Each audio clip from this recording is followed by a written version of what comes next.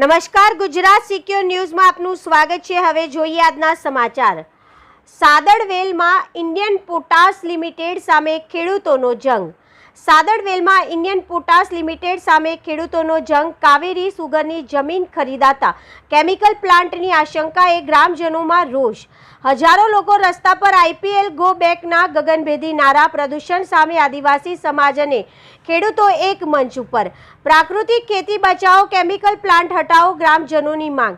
સરકારને ખુલ્લી ચેતવણી, ગામની જમીન અને પર્યાવરણ સાથે સમાધાન નહીં। સાદડવેલથી રાનકુવા સુધી વિશાળ જનજાગૃતિ રેલી। હવે નજર સરકારના નિર્ણય પર। ખેડૂતોની માંગ સ્વીકારાશે કે વિરોધ વધુ ઉગ્ર બનશે? અહેવાલ ભાવેશ રાઠોડ, ગુજરાત સિક્યોર ન્યૂઝ, નવસારી। હું પંકજ પટેલ, સાદડવેલ ગામ આગેવાન।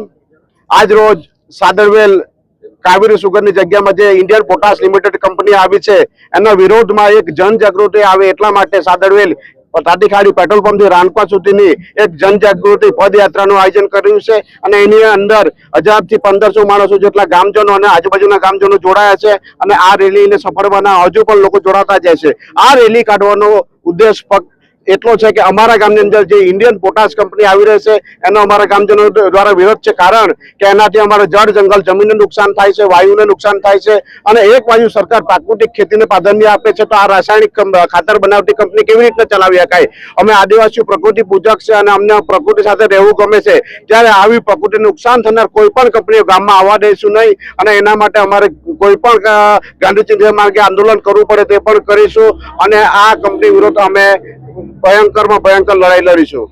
મારું નામ વૈશાલી પંકજ પટેલ, હું સાદડવેલ ગામની સરપંચ છું। હાલે અમારા ગામની અંદર ટૂંક જ સમયમાં ઇન્ડિયન પોટાશ કંપની લિમિટેડ જે પોટાશ ખાતર બને છે એની કંપની આવનાર છે, એના વિરોધમાં અમે આજે તાટીખાડી પેટ્રોલ પંપ થી રાનકુવા સુધીની વિશાળ રેલી, જેમાં લગભગ અમારા ગામના 1200 થી 1500 લોકો જોડાયા છે। તે ઉપરાંત પણ આજુબાજુના ગામના પણ ઘણા બધા જેમ જેમ અમે આગળ જઈએ તેમ તેમ જોડાતા જાય છે।